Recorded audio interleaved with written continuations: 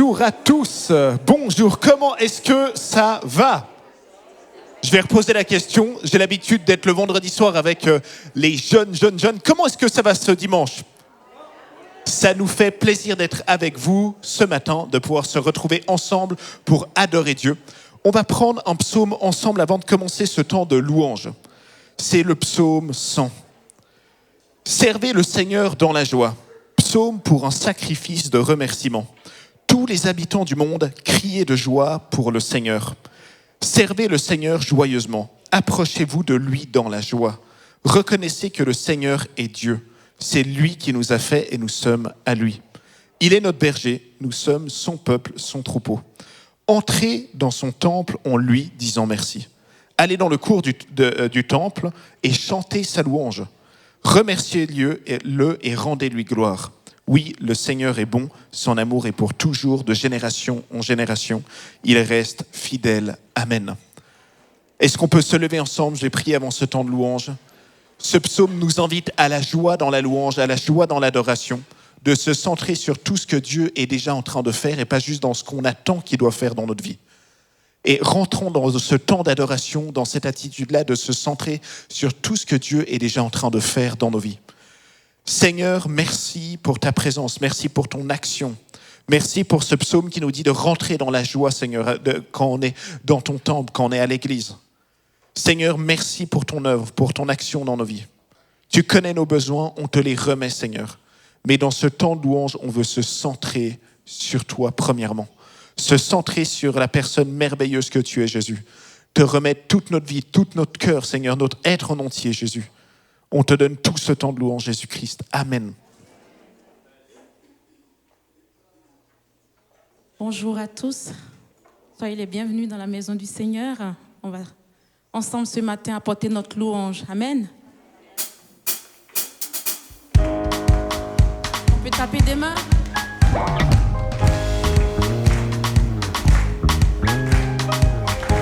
Que ceux qui vivent, qui respirent, louent son nom, louent son nom, louent son nom, oui, louent son nom. Que ceux qui vivent, qui respirent, louent son nom, louent son nom, louent son nom. Je louerai sur les monts et du fond des vallées. Quand je suis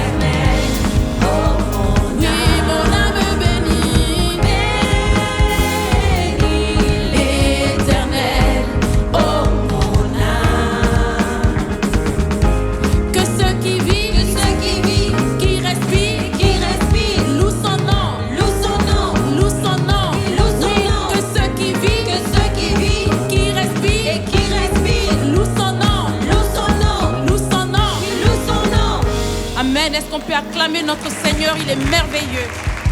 Il mérite nos louanges. Amen. Merci Jésus. Que ton nom vienne résonner encore dans ton église, dans nos cœurs, dans nos vies et dans nos familles. Alléluia.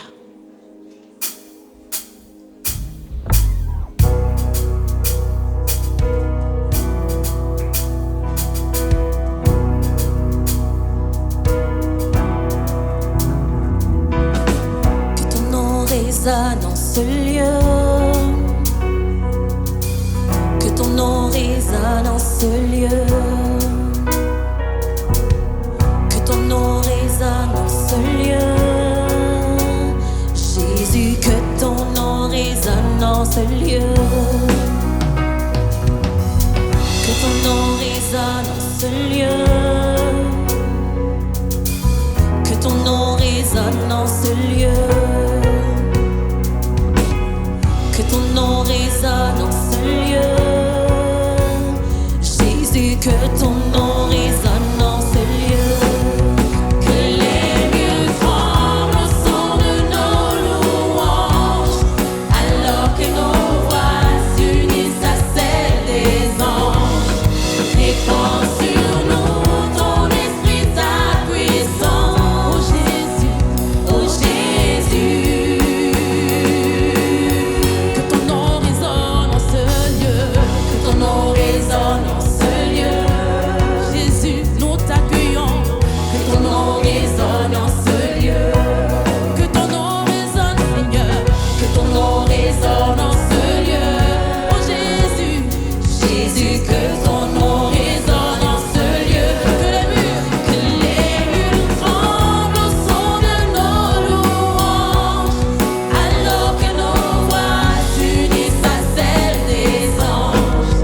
Répand sur nous ton esprit, ta puissance. oh Jésus, Oh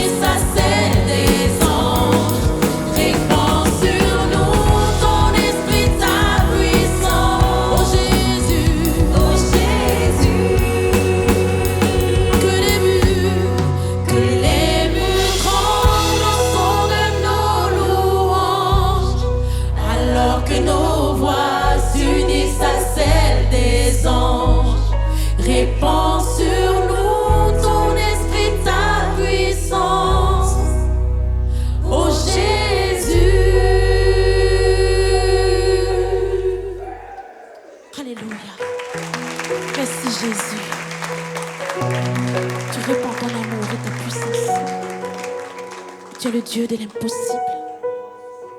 Béni soit ton nom, Seigneur.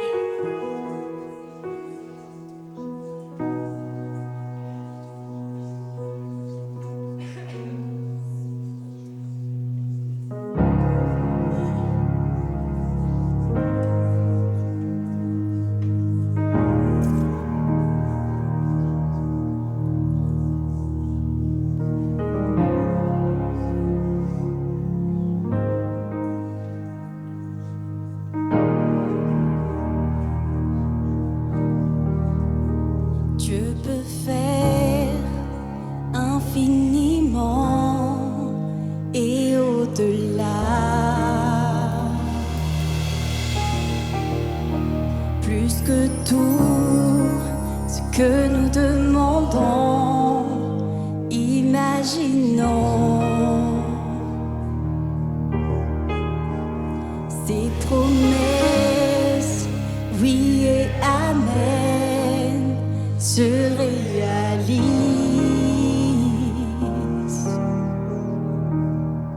Sa parole, toujours sûre et certaine, elle s'accomplira. Car il est puissant. Dieu est puissant.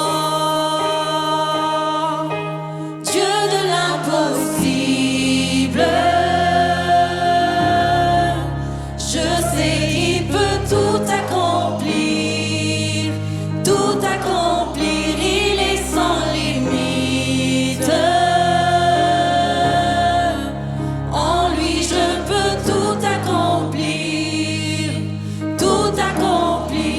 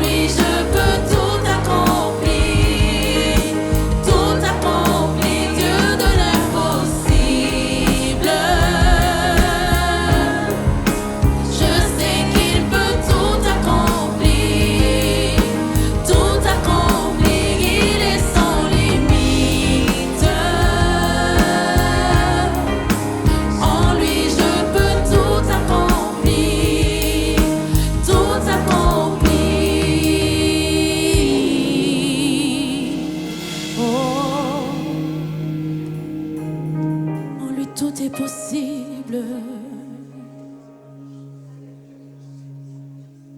Alléluia. Tout est possible en toi, Jésus. Nous te couronner encore ce matin parce que tu es le roi de gloire.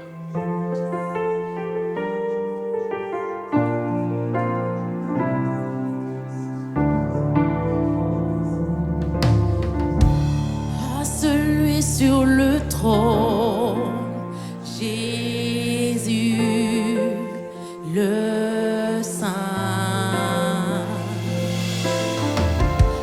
Tu es digne de louange, d'honneur, de gloire.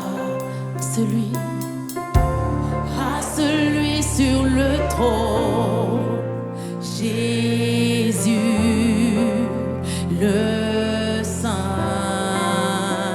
Oh, tu es digne de louange, d'honneur et gloire. Digne est l'agneau, crucifié, assis sur le trône. Seigneur, nul n'est comme toi. Les anciens, les êtres vivants se prosternent pour t'adorer toi seul. Seigneur, nul n'est comme toi. À celui sur le trône, Jésus le Saint. Tu es digne de louange, d'honneur, de gloire. Digne est l'agneau, crucifié, assis sur le trône. Seigneur, nul n'est comme toi. Les anciens, les êtres vivants se prosternent pour t'adorer toi seul. Seigneur, nul n'est comme toi. Tu es digne, l'agneau, crucifié, assis sur le trône. Seigneur, nul n'est comme toi. Les anciens, les êtres vivants se prosternent pour t'adorer toi seul. Seigneur, nul n'est comme toi. Roi de gloire, nous te couronnons. Roi de gloire, nous te couronnons. Roi de gloire, nous te couronnons. Nous te couronnons. Roi de gloire, nous te couronnons. Roi de gloire, nous te couronnons. Roi de gloire, nous te couronnons. Nous te couronnons. Roi de gloire, nous te couronnons. Tu mérites, roi de gloire, nous te couronnons. Nous te couronnons. Roi de gloire, nous te couronnons. Roi de gloire, nous te couronnons. Roi de gloire, nous te couronnons. Nous te couronnons. Digne est l'agneau, digne est l'agneau, crucifié, assis sur le trône. Seigneur, nul n'est comme toi. Les anciens, les êtres vivants se prosternent pour t'adorer toi seul. Seigneur, nul n'est comme toi. Oh, Seigneur, nul n'est comme toi. Seigneur, nul n'est comme toi. Tu es l'agneau de Dieu. Seigneur, nul n'est comme toi. Les anges acclament ton nom. Seigneur, nul n'est comme toi. Tu es le prince de paix. Seigneur, nul n'est comme toi. Tu es le Dieu vivant. Seigneur,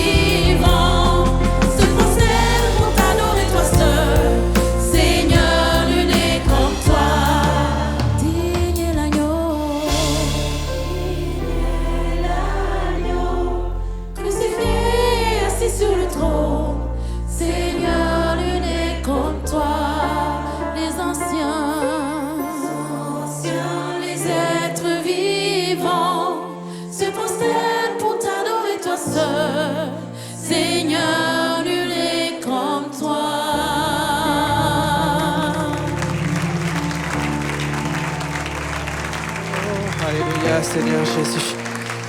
Est-ce qu'il y a encore un peuple en ce lieu qui peut adorer le Seigneur, le Saint-Esprit, notre Dieu ensemble? Élève ta voix là où tu es maintenant pour le nom de Jésus. Que nos cœurs répandent notre adoration devant le Roi des Rois. Là où tu es, mon frère, ma sœur, proclame le nom de Jésus maintenant en ce lieu. Que nous faisions retentir dans ce lieu. Et comme nous l'avons chanté, les murs tremblent quand l'Église proclame le nom de Jésus. Là où tu es, dans ta faiblesse, dans ta force, peu importe, invoque le nom du Seigneur Jésus avec moi. Avec nous, l'Église d'une seule voix déclare la beauté du Roi des Rois. Il est élevé, il est magnifié, il est adoré par ses rachetés. Seigneur, nous nous joignons aux anges pour dire Saint, Saint, Saint est l'Éternel. Le Dieu 3 fois saint règne. C'est un règne d'équité, un règne d'autorité, un règne de puissance, un règne de gloire. Dans le ciel et sur la terre, notre Dieu règne ce matin. Alléluia, Jésus. Adore le Saint-Esprit, adore Jésus-Christ. Adore-le en esprit ce matin. Oh,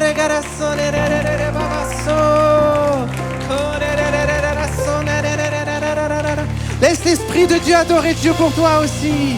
Laisse l'Esprit de Dieu remplir ta bouche. Laisse l'Esprit de Dieu te remplir ce matin. Communiquer son don du ciel. Alléluia, Jésus.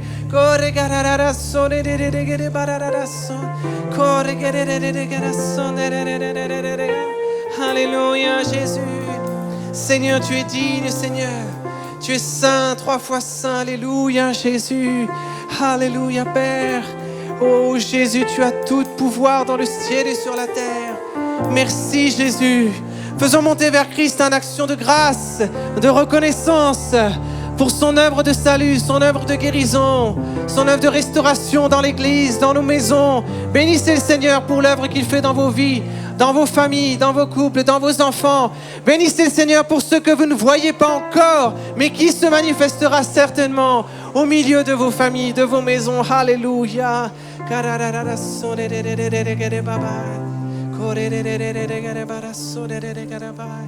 Alléluia, Jésus. Alléluia, Jésus. Laissons aussi la place à l'Esprit de Dieu pour parler ce matin.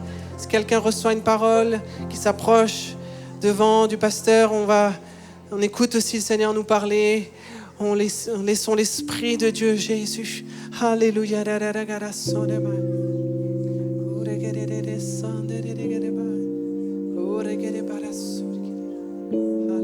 Jésus.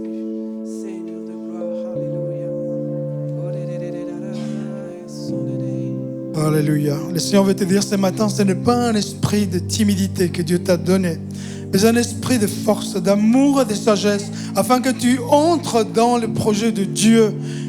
Tu te crois faible, tu te crois pas capable, mais la capacité vient de Dieu. Le Seigneur dit ce matin, lève-toi et entre dans le projet que j'ai pour toi.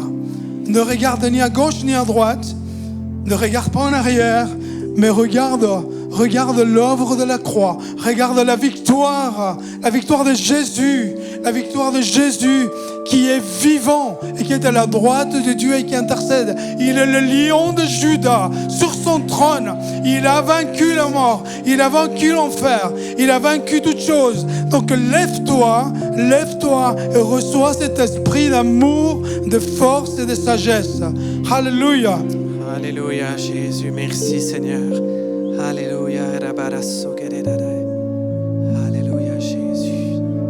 Alléluia, Jésus. Jésus, Seigneur de gloire. Alléluia, Seigneur.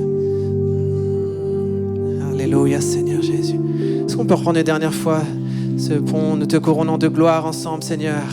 Tu es élevé, magnifié. Alléluia, Jésus. Nous te couronnons en gloire. Nous te couronnons en gloire.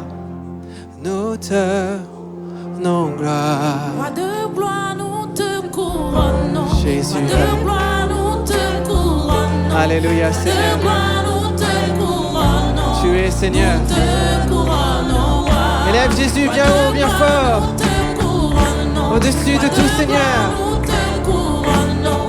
Roi de gloire, nous te couronnons. Nous te couronnons. Roi de gloire, nous te couronnons, Jésus.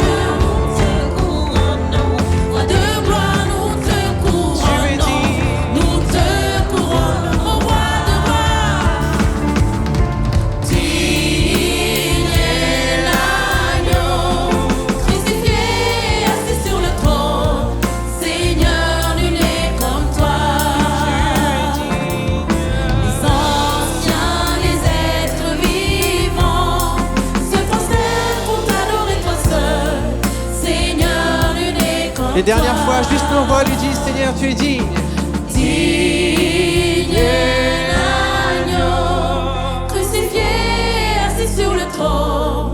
Seigneur, nul n'est comme toi.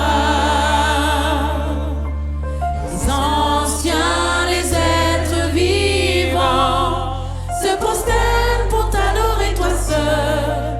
Seigneur, nul n'est comme toi.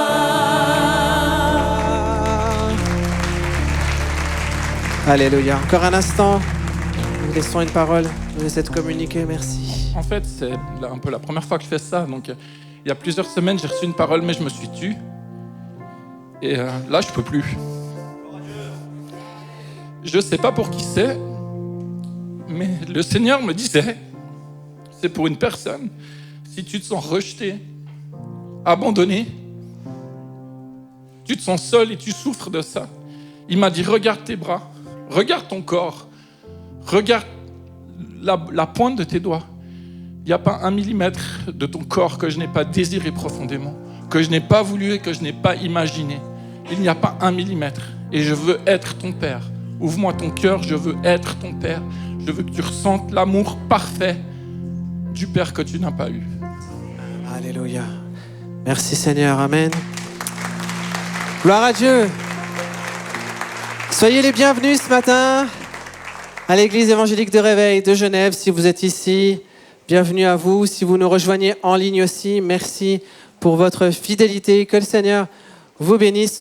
Et je vous invite à ouvrir la Bible dans le livre de la Genèse, chapitre 32. Mon message ce matin a un titre qui va tout de suite et sans aucun doute vous parler, puisque ce message s'appelle « J'ai lutté avec Dieu ». Peut-être quelqu'un dira « lutter avec Dieu ». D'autres diront « Ah oui, je vois de quoi tu parles ». Oui, nous allons parler de Jacob ce matin ensemble. Et juste quelques instants, nous rappeler un peu du contexte, des grandes lignes de l'histoire de cet homme qui précède l'événement que nous allons citer ensemble ce matin. Jacob, vous le savez, a dû fuir précipitamment sa famille puisqu'il avait usurpé, volé la bénédiction de son frère Ésaü. Et il va donc s'enfuir et nous lisons que, c'est les versets 28, 27, etc., que Ésaü avait alimenté de la haine envers son frère. Et Jacob donc fuit sa famille, il part en direction de Laban et il va rencontrer pour la première fois l'Éternel sur le chemin.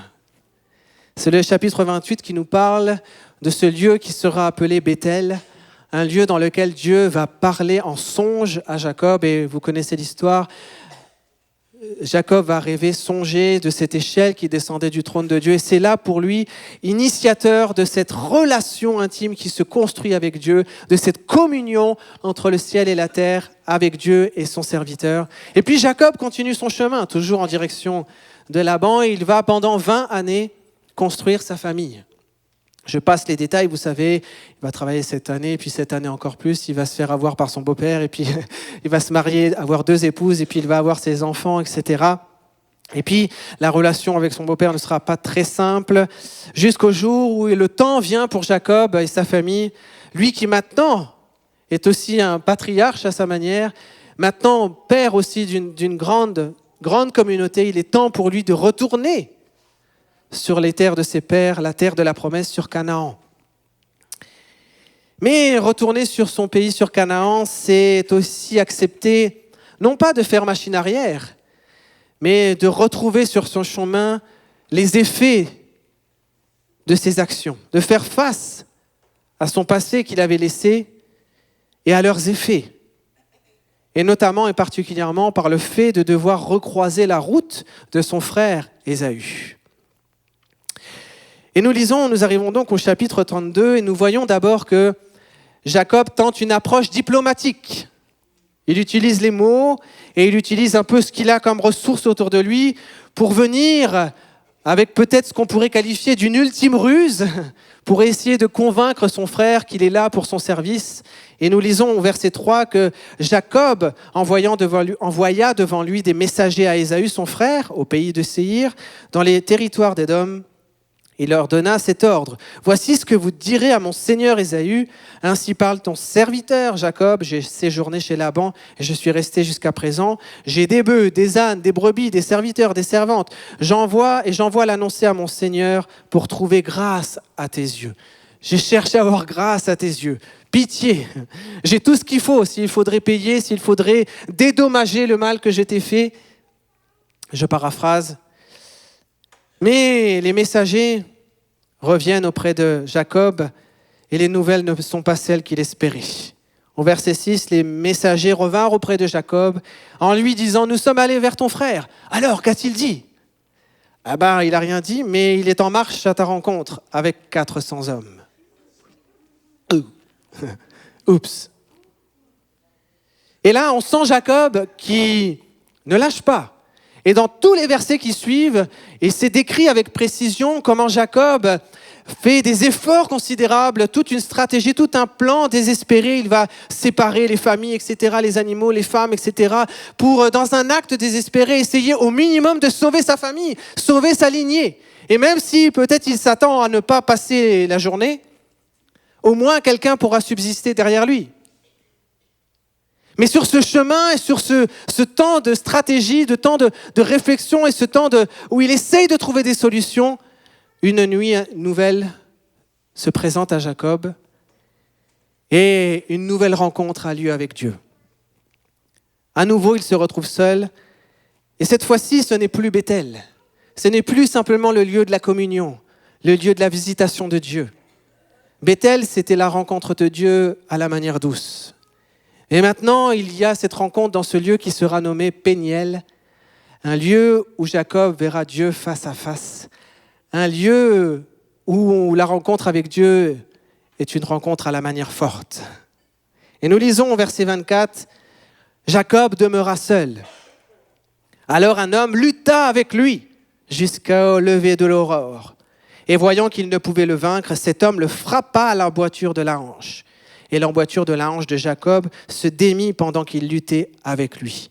Il dit, « Laisse-moi aller, car l'aurore se lève. » Et Jacob répondit, « Je ne te laisserai point aller que tu ne m'aies béni. » Et il lui dit, « Quel est ton nom ?»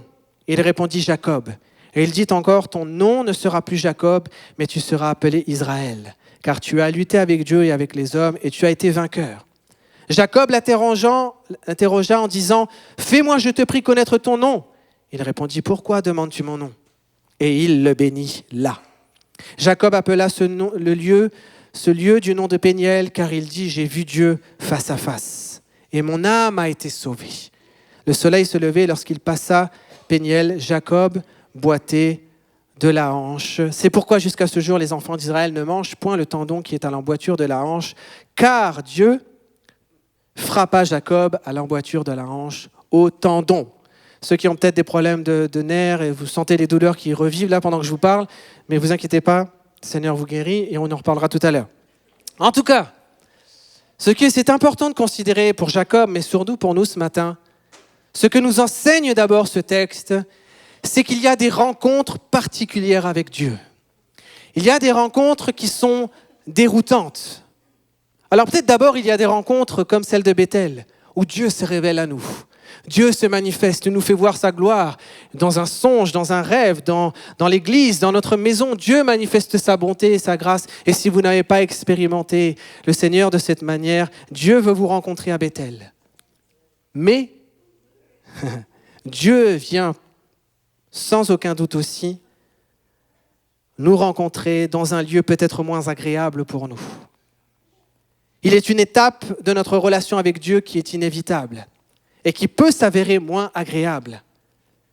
Mais c'est en tout cas un lieu où nous avons rendez-vous avec Dieu. Ce lieu, c'est Péniel. Péniel ou Pénuel signifie la face de Dieu. Une rencontre où nous voyons Dieu en face. Pour Jacob, heureusement pour lui, on va le voir, ça serait voir Dieu et vivre. Mais peut-être ce matin que cette rencontre pour nous suscite de la peur, de la crainte, parce qu'on n'imagine pas tenir face à cette rencontre. Mais il y a des face-à-face qui sont indispensables dans nos vies. Et c'est vrai qu'il y a des rendez-vous peut-être, et ce rendez-vous ce matin, ce rendez-vous que nous aimerions éviter. On sait qu'on doit prendre un temps avec le Seigneur. On sait que le Seigneur nous attend à Péniel, mais ce temps nous paraît tellement lourd. Ce temps s'apparente tellement à une lutte qui va commencer. qu'on préfère revenir à Bethel au lieu de la communion avec Dieu. On aimerait éviter cette rencontre tant on ne connaît ni les tenants ni les aboutissants. Je ne sais pas ce qui va rester de moi. Mais ces temps sont pourtant indispensables, je le répète, et incontournables si nous voulons aller plus loin avec Dieu. Cette rencontre avec Dieu était sur le chemin des promesses, le chemin de Canaan. Ce n'était pas une rencontre fortuite. Elle faisait partie du plan de Dieu pour que Jacob retourne au lieu de sa promesse. Le lieu, le chemin qui nous amène dans notre destinée en Jésus-Christ, dans notre route qui nous amène dans les promesses, les bénédictions de Dieu, nous amène forcément à Béniel. Alors, il est donc question ici d'une lutte. Et on va essayer de parler un peu de ça, définir cela ensemble, parce que ça peut nous saisir aussi de parler d'une lutte avec Dieu. Ça peut peut-être même nous déstabiliser un petit peu. Mais c'est bien une lutte qui s'annonce. Et pour comprendre finalement la pertinence et les bienfaits de Dieu à l'égard de Jacob, mais à notre égard, j'aimerais poser avec vous d'abord les cadres, les règles de cette lutte. Et puis nous verrons dans un deuxième temps les objectifs qu'a le Seigneur à travers cette lutte. Alors voyons d'abord les règles que Dieu met dans cette lutte. Vous savez, quand on fait des sports de combat, on n'arrive pas sur un ring en disant « moi je vais taper comme ci, moi je vais taper comme ça ». Il y a des règles à respecter. Et ici aussi, la première des règles, j'ai 2 règles à vous laisser par rapport à cette lutte. C'est d'abord un rendez-vous seul avec Dieu. La Bible dit que Jacob demeura seul. Pas d'armée, pas de troupeau, pas d'enfants, seul avec Dieu. Et cela m'amène à dire, mes amis, que chaque rencontre avec Dieu, avec l'Éternel, est un cheminement personnel. On ne pourra pas en tout cas rester indéfiniment caché dans la masse. On est bien ce matin tous ensemble. C'est bien ce matin et on a la facilité, merci Seigneur, de louer, de dire merci Seigneur, de bénir le nom du Seigneur ensemble. Mais c'est facile aussi. S'il n'y avait plus personne, s'il n'y avait qu'une personne dans cette salle, est-ce que ce serait aussi simple ? C'est facile de se cacher derrière les autres, derrière même les grands principes de foi, les grandes phrases, les grands versets bibliques. Il y a des moments, mes amis, où nous ne pourrons plus nous appuyer sur la foi des autres, sur les encouragements, même sur les prières des autres. Il arrive certains moments de notre vie où c'est à nous qu'un appel direct et personnel est donné par l'Éternel. Il y a une limite que même, vous le savez, je le répète, que même les meilleures des prédications ne pourront nous permettre d'atteindre. Je peux même avoir une vie active avec le Seigneur, engagée, servir Dieu tout en esquivant une rencontre personnelle, une rencontre saisissante que je dois avoir avec lui, mais que je ne veux pas avoir. Mais la réalité aussi, c'est que si je fuis cette rencontre, tôt ou tard, je ferai face à des freins, à des impossibilités. Parce que si je veux aller plus loin avec le Seigneur, si je veux voir un effet bénéfique même face à mes adversaires ou pseudo-adversaires, je dois rencontrer l'Éternel seul à seul. Ce matin, c'est peut-être la première chose que tu dois faire. Reconnaître que c'est toi que le Seigneur appelle, personnellement. La deuxième règle dans cette lutte, qui va nous permettre de comprendre vraiment la pensée de Dieu, c'est une lutte avec Dieu. Alors, un homme lutta avec lui, avec Jacob.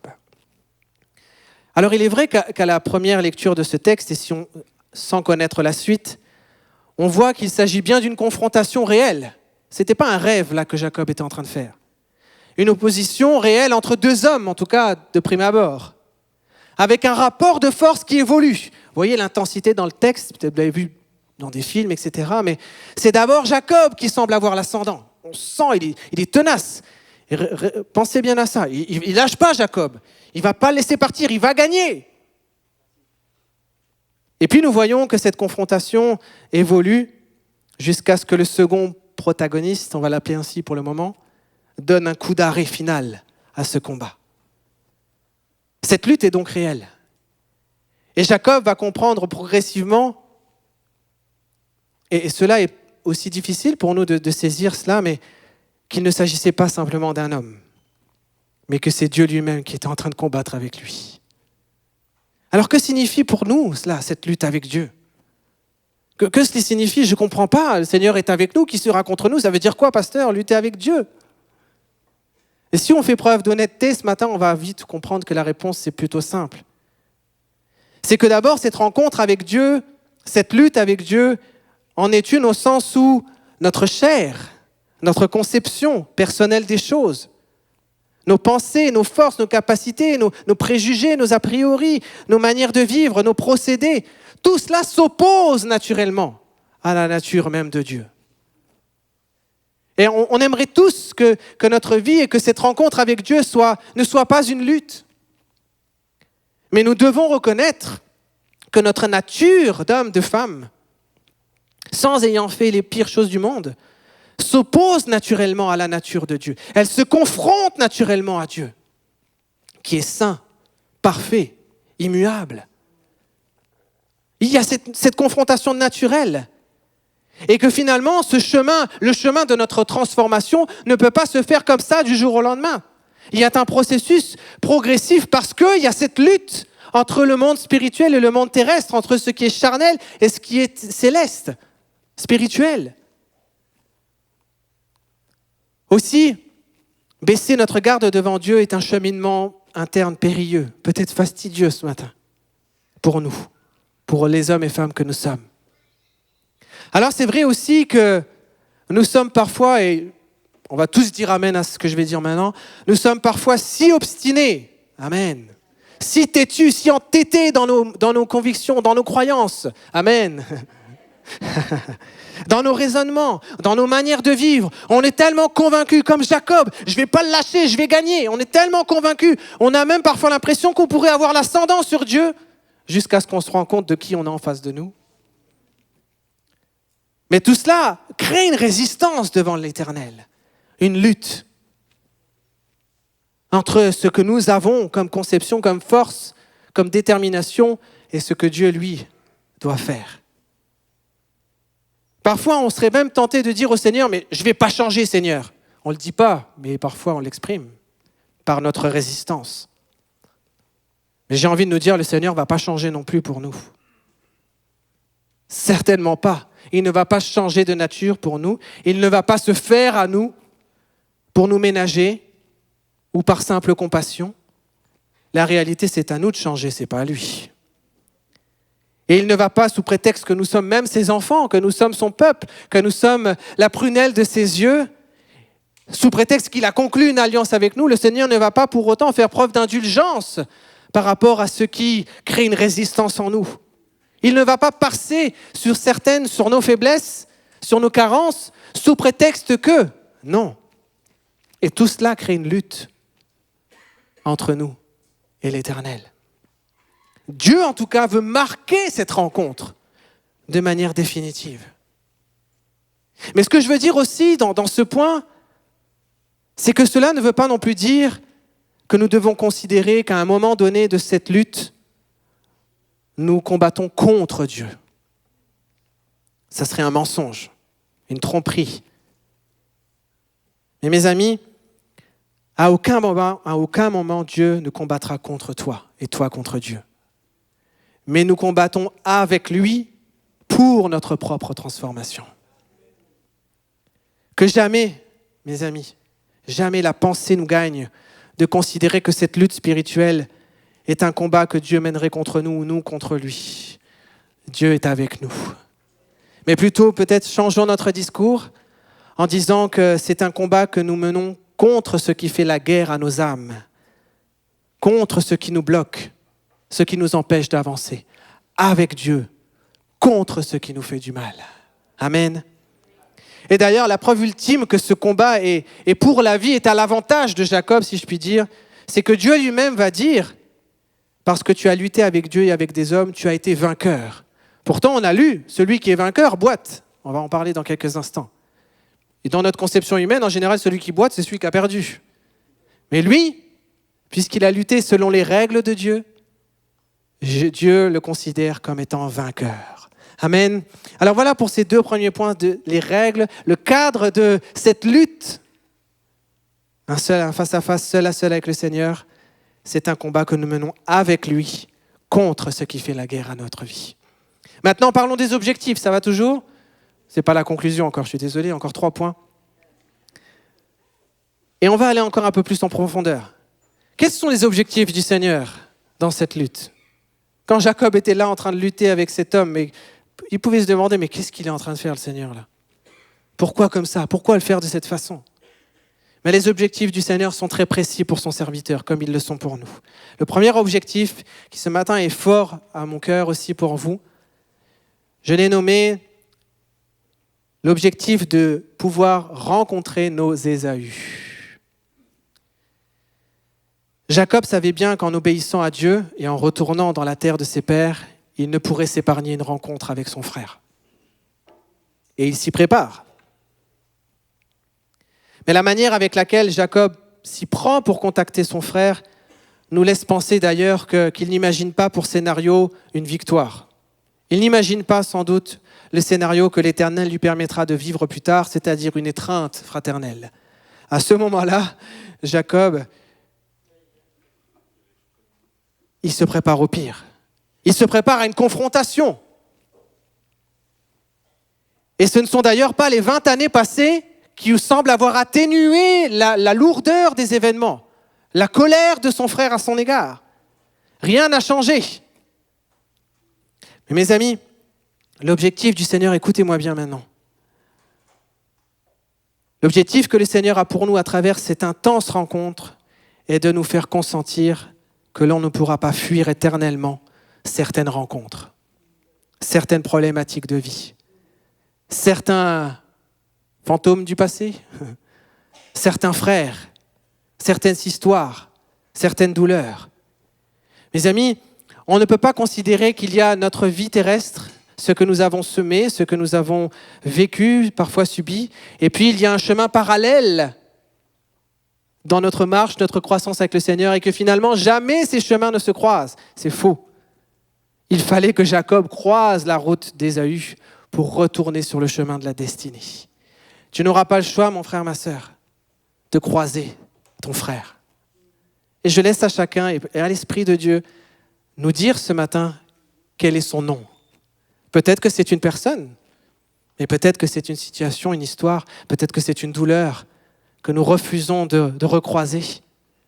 C'est peut-être un trait de caractère, c'est peut-être notre simple orgueil. Je ne sais. Mais il y a des points incontournables entre ce que nous amenons, ce que nous avons gardé du passé, comme un bagage, comme une histoire, peut-être comme des casseroles du passé, et ce qui nous est réservé demain, ce que nous avons commencé à bâtir avec le Seigneur. Il y a certains événements, certains gestes, certaines rencontres, certaines fautes du passé de notre histoire que nous ne pourrons pas indéfiniment masquer, étouffer ou laisser sans solution. Notre communion avec Dieu, notre communion nouvelle avec Dieu et son engagement à notre égard, et nous, aux siens, ne nous épargnerons pas de nous confronter à ses frères. Et je veux le dire aussi, parce que parfois on pense que c'est une réalité, ça ne sont pas les années qui aident à faire passer, à faire fuir ses frères. Jacob a attendu 20 ans, et en 20 ans, son frère l'attendait avec une armée. Ce ne sont pas les années qui passent. Il peut passer beaucoup d'eau sous les ponts, vous connaissez l'expression. Pour autant, quand l'eau sèche, la blessure, la faille est toujours présente, parce qu'elle est profonde. Même nos acquis terrestres, même notre expérience de vie, même notre maturité avec Dieu, même tout ce que nous avons pu réussir à avoir acquis en Jésus-Christ, tous les bienfaits, les bénédictions, notre savoir, notre connaissance ne peuvent pas combler, ne peuvent pas suffire pour traiter, pour pallier à cette rencontre avec Ésaü, nos Ésaü. Oui, la Bible dit, et on utilise parfois des versets de manière incomplète. Oui, la Bible dit dans 2 Corinthiens 5, 17, si quelqu'un est en Christ, il est une nouvelle créature. Amen. Vous avez peur de dire Amen du coup, parce que vous dites qu'est-ce qu'il va nous dire? Les choses anciennes sont passées, toutes choses deviennent nouvelles. Amen. C'est un acquis indiscutable de l'œuvre de Golgotha qu'il nous permet de vivre indéniablement. Jésus-Christ nous permet de vivre cette vie nouvelle, à la condition que Christ puisse avoir la possibilité de rendre les choses nouvelles en nous. Parce que c'est là où parfois nous mettons la résistance. Cela implique que Christ puisse avoir la possibilité de rendre les choses nouvelles en nous, qu'il ait la main sur nous pour le faire. Parce que si nous sommes dans la résistance, le Seigneur ne rendra pas les choses comme nous le voudrions nouvelles. Il attend que nous lui laissions la main. Et c'est ce qui va se passer pour Jacob. Mais cette réalité de l'œuvre de Christ en nous nous permettra aussi, je vais le dire pour quelqu'un ce matin, de nous rendre compte qu'au final, les combats que nous pensions devoir mener et les ennemis que nous pensions avoir, l'Éternel s'en était déjà chargé. Pendant ce combat, l'Éternel était aussi en train de travailler le cœur d'un homme, Ésaü, pour qu'il puisse changer son regard quand il croiserait le chemin de son frère. Et la bataille à laquelle Jacob s'était préparé n'aura pas lieu. Et nous avons parfois besoin de savoir cela. Jésus, mes amis, a changé les situations de tragédie en opportunités de restauration, de guérison.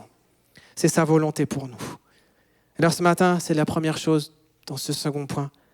Prépare-toi à rencontrer, oui, il faudra rencontrer Dieu, mais prépare-toi à rencontrer Ésaü. On ne peut pas faire autrement. Ensuite, le second objectif de Dieu à travers cette lutte, c'est ce que j'ai appelé de renoncer à nos forces. Alors que Jacob lutte avec Dieu, il émet une telle force, je fais juste que paraphraser le texte, il met une telle détermination qu'il semblerait qu'à un moment donné, il va prendre l'avantage. Mais dans sa grande bonté, et je dis dans sa grande bonté, l'Éternel ne va pas laisser gagner Jacob. Parce qu'il aurait peut-être gagné là, mais il aurait tout perdu ensuite. Et l'Éternel donc frappe Jacob à l'emboîture de la hanche. Il touche un nerf, le nerf de la hanche, le nerf le plus gros, un nerf qui finalement fait la jointure entre l'ensemble du corps de la tête jusqu'aux pieds. Il ne touche pas un bras, il ne touche pas une extrémité, il touche un point sensible du corps qui fait que finalement, de la tête jusqu'aux pieds, Jacob est paralysé, touché, il est brisé par la main de Dieu. À ce moment-là, Jacob ne peut plus lutter, ni contre Dieu, ni contre son frère d'ailleurs. Et c'est alors que Jacob est là, dans cette douleur, dans sa faiblesse, qu'il implore la bénédiction de Dieu. Et je dis qu'il implore la bénédiction parce qu'il faut creuser dans les Écritures, ou trouver un autre texte en tout cas, parce qu'on ne le voit pas de prime abord dans le texte de la Genèse, mais si vous allez dans le livre d'Osée, au chapitre 12, au verset 4, il est dit que dans le ventre maternel, Jacob a attrapé son frère par le talon, et devenu homme, il a lutté avec Dieu, il a lutté avec l'ange, il a été vainqueur, et regardez ce qu'il ajoute, il a pleuré, il lui a adressé des supplications. Ce n'étaient pas les pleurs d'un homme victorieux, c'était les pleurs d'un homme endolori par cette hanche qui venait d'être démise, par les douleurs névralgiques qui sans doute foudroyaient l'ensemble de son corps.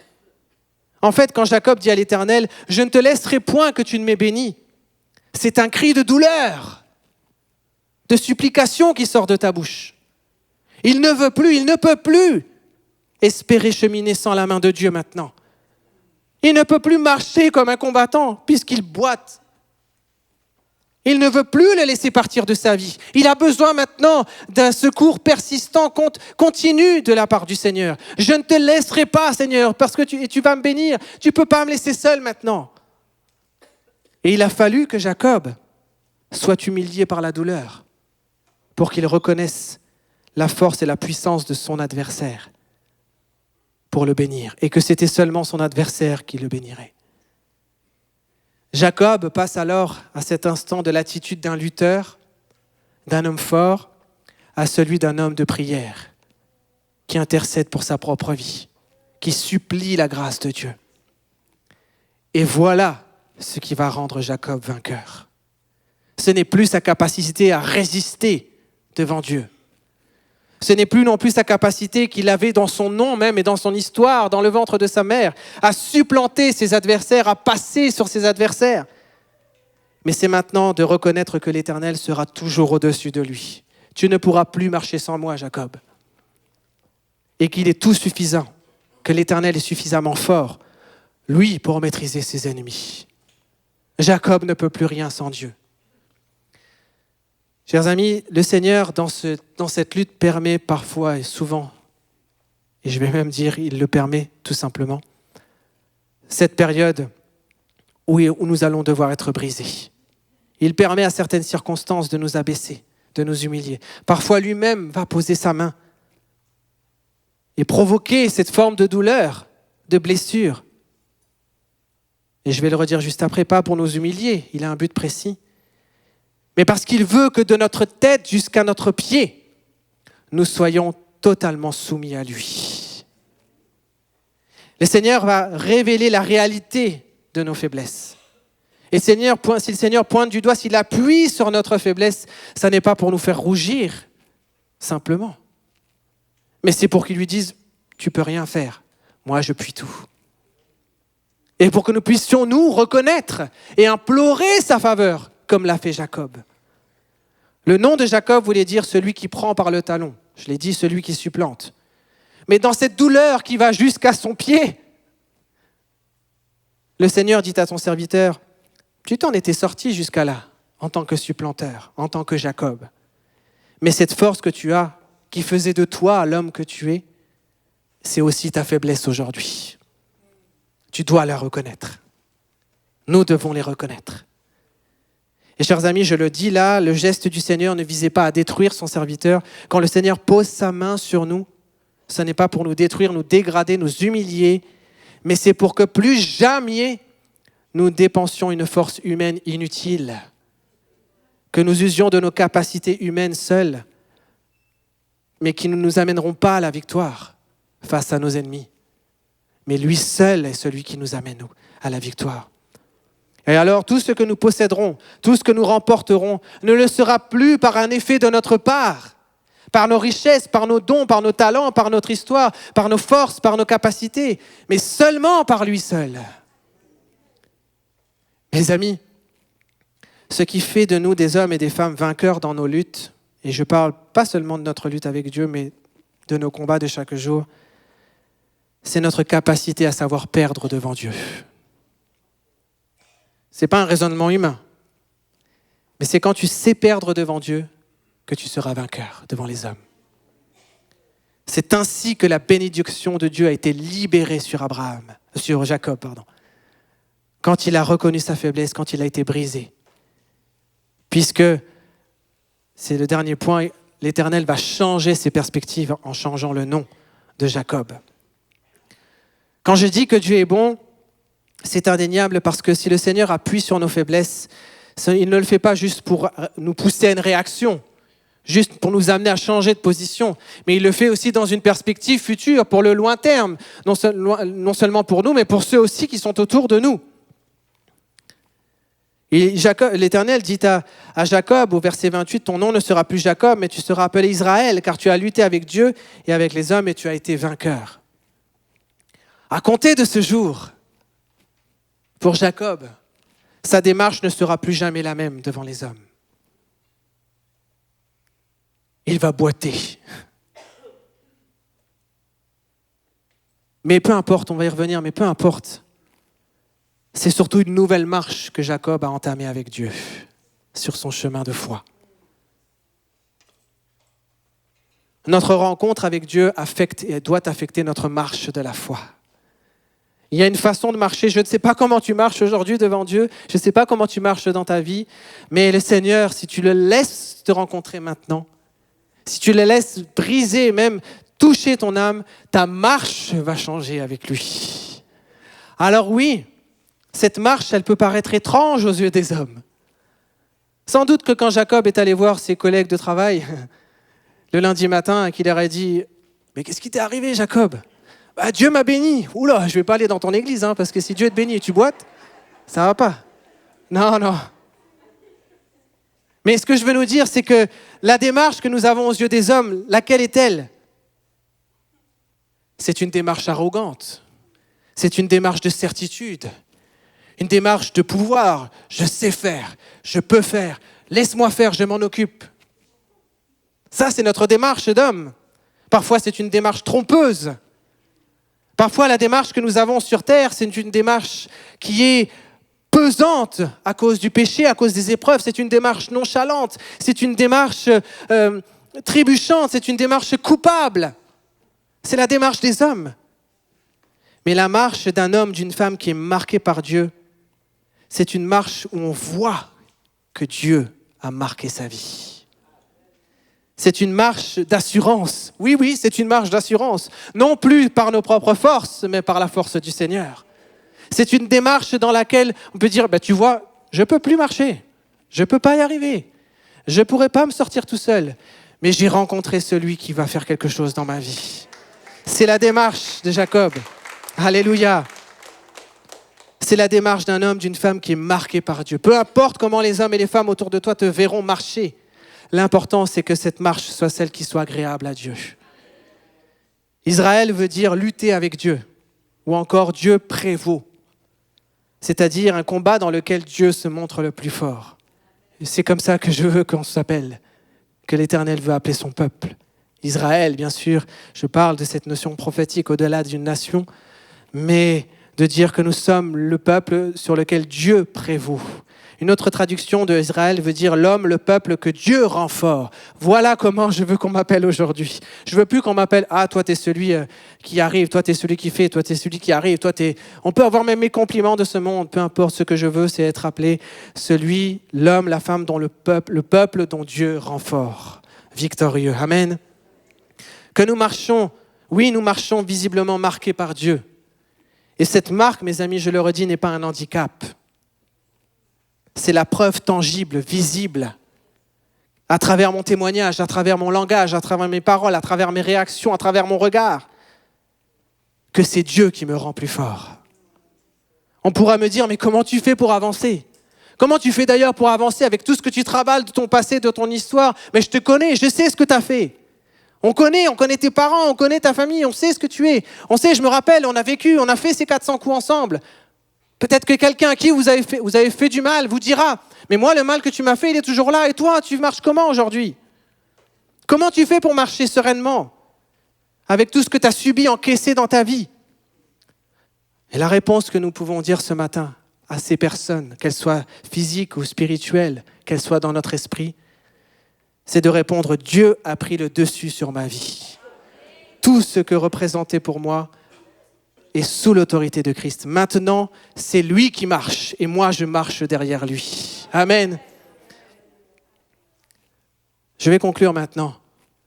L'équipe peut revenir parce que nous disons Amen, mais il faut répondre aussi au Seigneur ce matin.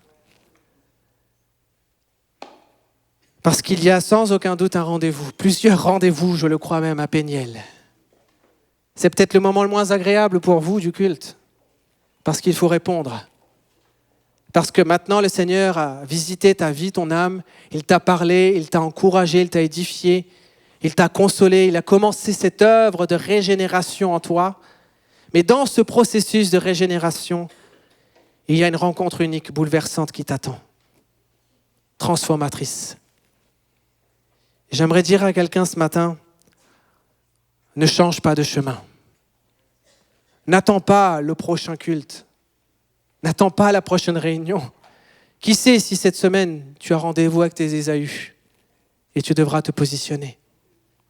N'attendons pas, arrêtons de reporter une échéance. Aussi douloureuse soit-elle, j'en conviens. Arrêtons de reporter ce face-à-face inconfortable peut-être pour nous, mais qui est nécessaire et peut-être qu'il l'est pour quelqu'un même salutaire pour ton âme. Tu entends la voix, l'appel de Dieu depuis longtemps.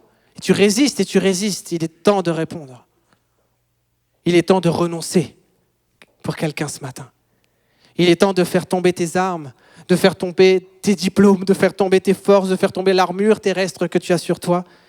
Il est temps peut-être de laisser ta main s'assouplir alors que ta main est ferme, elle est dure parce que tu résistes. Il est temps ce matin de lever la main vers Dieu, qu'il la saisisse. Il est temps peut-être ce matin de laisser au Seigneur la possibilité de te briser, de briser ton orgueil, briser ton ego, briser ce que tu considérais comme étant une force, comme faisant partie de ton identité, de ta personne, comme ta marque de fabrique. Tu es connu pour cette force. Ce matin, le Seigneur dit cette force, si tu ne la considères pas comme une faiblesse, je ne peux pas agir dans ta vie. Arrêtons de lutter peut-être ce matin contre un péché, mais laissons Dieu nous briser par la repentance, qui nous fait reconnaître nos faiblesses et qui nous soumet à l'autorité de Dieu. Laisse le Seigneur te briser dans ce péché, pas pour t'humilier, mais qu'il puisse combattre pour toi. Et il a déjà remporté la victoire sur ton péché. Cette rencontre aussi te permet ce matin de faire face à ces Ésaü, sans trembler, sans peur. Ces Ésaü qui ont trop longtemps accaparé ta vie, tes pensées, ton quotidien. Ces Ésaü qui ont façonné ton histoire. Tu es devenu cet homme, cette femme à cause de lui, à cause d'elle, à cause de cette histoire. Mais ça peut changer encore ce matin. Nous sommes appelés, tu es appelé ce matin à un changement radical et complet, de la tête jusqu'aux pieds. Si tu laisses le Seigneur te toucher ce matin, te briser, c'est pour que de ton esprit, de ton âme et de ton corps, tu sois bouleversé par la présence de Dieu. Que tes pensées, tes conceptions, tes modes de pensée, tes réactions de pensée soient transformées par Dieu. Que ton cœur, tes émotions, peut-être cette sensibilité que tu as, cette hypersensibilité, cette fragilité que tu as qui fait de toi un homme faible, une femme faible, puisse être transformée par Jésus-Christ. Il veut te toucher jusqu'à la plante de tes pieds, jusqu'au moindre de tes organes physiques ce matin. Peut-être que dans ton corps même, tu es marqué à cause de la vie. L'Esprit de Dieu veut marquer ta vie à sa manière. Jusqu'à tes pieds, ce pied représente le chemin, le pas vers l'avant. Pour que tu puisses avancer de l'avant, il faut que tu laisses ton pied être touché, le nerf de ton pied spirituel être transformé par l'Esprit de Dieu. C'est un face-à-face avec Dieu qui peut bousculer ton avenir, qui va bousculer ton avenir. Alors que vas-tu répondre? La Bible nous dit que Jésus a été brisé pour nos iniquités. C'est Ésaïe 53. Afin que notre brisement nous conduise à être des vainqueurs, comme Jésus-Christ l'a été. Alors qu'on est en prière maintenant, je voudrais vraiment prier pour vous. Et c'est un temps aussi de combat spirituel. Parce qu'alors que nous entrons dans cette lutte avec l'Éternel, quelqu'un ou quelque chose te retient et te dit « Te bats pas là, te bats pas, c'est pas bon ». C'est un mensonge ce matin. Cette lutte avec Dieu, elle est saine, elle est bonne pour ta vie. Ce matin, tu as besoin d'avoir un rendez-vous seul à seul avec Dieu. Tu ne peux plus te cacher derrière les autres. Ce matin, tu as besoin de rencontrer Dieu face à face et d'avoir l'assurance, parce que quelqu'un a une peur ce matin, l'assurance de savoir que Dieu combat avec toi contre ce qui fait la guerre à ton âme. Dieu est de ton côté. Ne te laisse pas piéger par le mensonge du diable. C'est lui l'ennemi. Jésus-Christ est avec toi contre ce qui fait la guerre à ton âme. Si ce matin tu as besoin d'avoir un cœur à cœur avec le Seigneur, de le voir face à face spirituellement, j'aimerais t'inviter à lever ta main et je vous inviterai aussi à vous approcher sur le devant pendant qu'on prie pour vous. Levez déjà la main comme un acte de foi et préparez vos cœurs. Préparez vos cœurs aussi parce que peut-être que le Seigneur va vous amener sans aucun doute à aller retrouver Ésaü. Qui est cet Ésaü? Est-ce que c'est une parole de mort qui est sur ta vie? Est-ce que c'est une situation? Est-ce que c'est une relation? Est-ce que c'est une pensée qui habite ton âme? Est-ce que c'est une douleur dans ton corps? Est-ce que c'est un mot qui t'a traumatisé? Ce matin, il faut que tu dises, voilà mon Ésaü. Et tu arrêtes. Et si c'est dur ce matin, on veut prier avec toi pour que tu puisses avoir le courage de croiser ce chemin. Ce matin, quelqu'un peut-être voudrait lever la main pour dire, Seigneur, viens briser mon âme, mon cœur. C'est dur, c'est facile comme prière depuis un micro. Mais ce matin, nous voulons dire ensemble, Seigneur, si tu dois me briser, fais-le. Si tu dois toucher à une de mes forces pour qu'elle devienne ma faiblesse et que tu sois ma force, fais-le ce matin. Ce matin, quelqu'un a besoin de changer ses perspectives. Tu as un nom sur ta vie avec ce que ça représente de force, de qualité et de faiblesse. Ce matin, le Seigneur veut changer ton nom parce qu'il veut changer tes perspectives. Et ce matin, on va prier pour que tu puisses voir la perspective de Dieu dans ta vie. Est-ce qu'on peut se lever tous ensemble? Et on va se laisser conduire dans ce chant. Et j'aimerais que l'Église se mette en prière, en intercession, parce que ce matin, il y a une rencontre qui est divine ce matin dans ce lieu. Une rencontre bouleversante pour ta vie. C'est aujourd'hui le jour du salut. C'est aujourd'hui la rencontre avec l'Éternel. Ça n'est pas demain. Alors on va commencer à louer le Seigneur. Là où vous êtes à votre place, commencez à prier. Si vous ne vous approchez pas, je vous demande de prier, d'intercéder parce qu'il y a un combat spirituel. L'équipe de prière vient devant aussi pour prier. Et pendant ce chant, j'invite maintenant ceux qui ont levé la main, approchez-vous maintenant. On arrive à la fin du culte, on va terminer le culte. Mais si vous le désirez, maintenant approchez-vous devant le Seigneur Jésus. Commencez, approchez-vous et mettez des mots sur ce qui vous arrive. Mettez des mots sur Ésaü. Mettez un nom sur cette personne, sur cette situation. et commencez à déclarer le changement arrivé sur vous. Alléluia, Seigneur. Approchez-vous bien sur le devant, s'il vous plaît. Et au-delà. Alléluia. Les équipes de prière, s'il vous plaît. Si le conseil pastoral sont là, ils peuvent venir prier aussi. Plus Merci. que tout ce que nous demandons, Alléluia, Seigneur Jésus. imaginons. Ces promesses, oui et amen, se réalisent. Sa parole, toujours sûre et certaine, elle s'accomplira.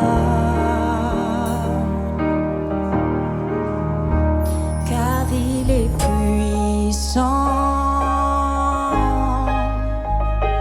Dieu est puissant. Dieu de l'impossible. Je sais qu'il peut tout accomplir. Tout accomplir, il est sans limite. En lui je peux tout accomplir. Tout accomplir.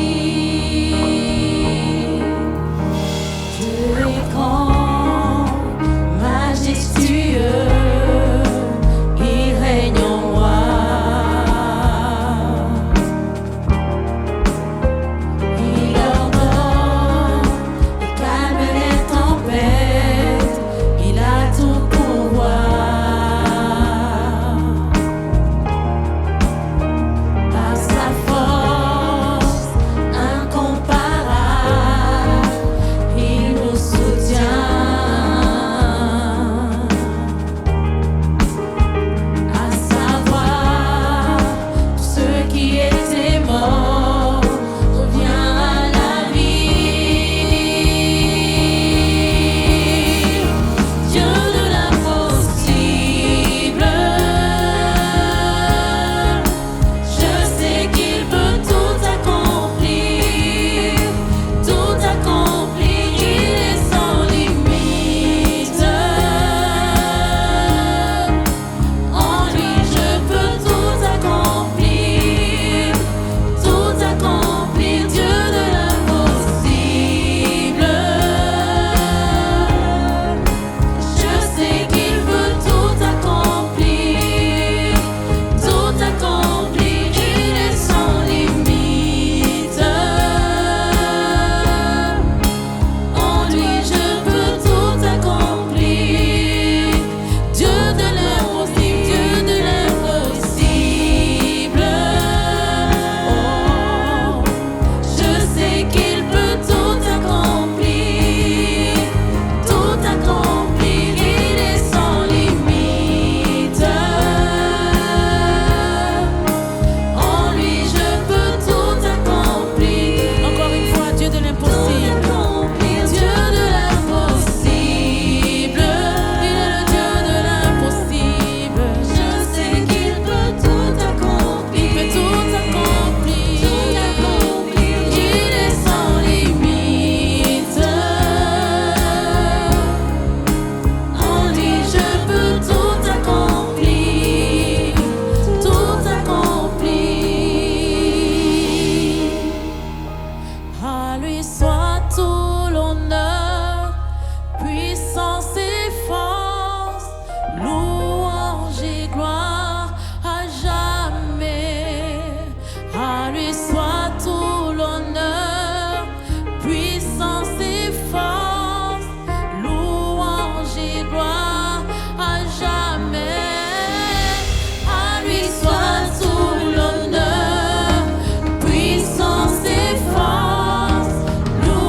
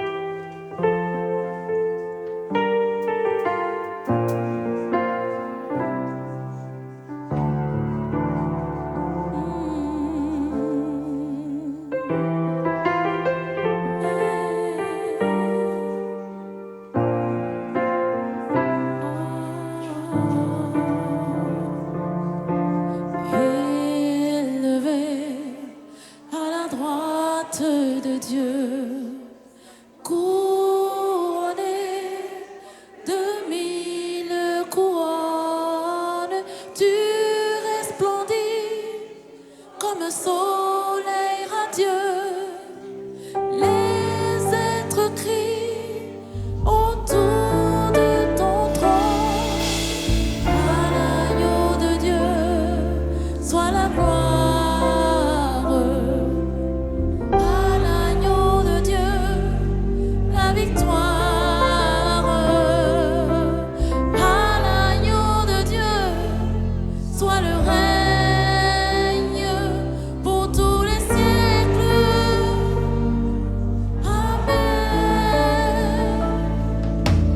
L'Esprit Saint et l'épouse fidèle disent viens, c'est leur cœur qui appelle.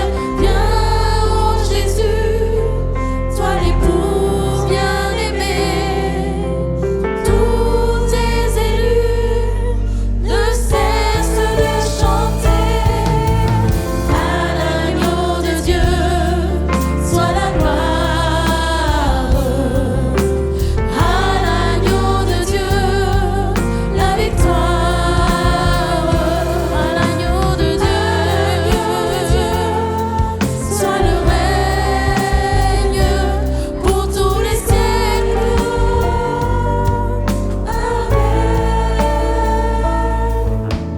Tous les peuples et toutes les nations d'un seul cœur, avec des milliers d'anges, entonneront en l'honneur de son nom ce chant de gloire avec force et louange. À l'agneau de Dieu soit la gloire. À l'agneau de Dieu, la victoire. À l'agneau de Dieu, soit le règne pour tous les siècles. Amen. À l'agneau de Dieu, soit la gloire.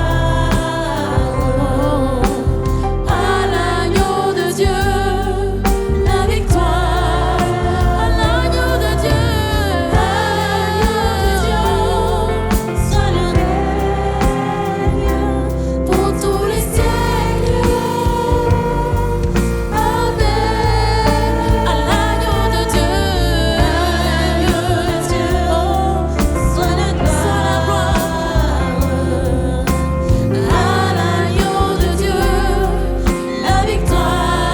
À